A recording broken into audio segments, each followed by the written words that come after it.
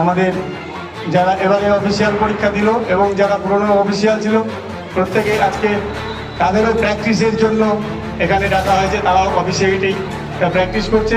সেই সাথে আমাদের খেলোয়াড়রা বিদ্যালয়ের 9-এর খেলোয়াড় যারা অনেকেই ভালো খেলোয়াড় এখানে আছে এবং ক্লাস 8-এর যারা উদীয়মান খেলোয়াড় অনেকেই উঠে এসেছে।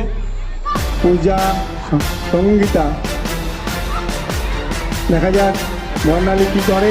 3 মিনিটের খেলা ইতিমধ্যে শেষ হয়ে গেছে। পূজা টেনেছে বর্ণালীর জন্য।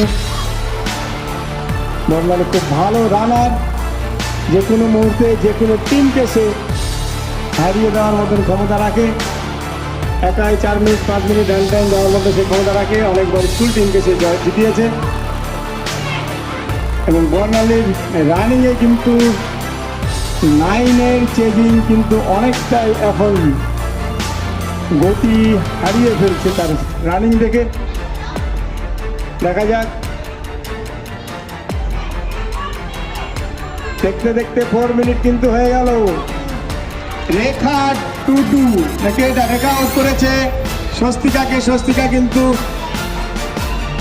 তার মোটামুটি সম্ভাব্যতা যতটুকু প্রয়োজন, যতটুকু সামর্থ্য সেটা কিন্তু সে দিয়েছে। এবার এটাকে অ্যাটাক করেছে এবার পূজাকে।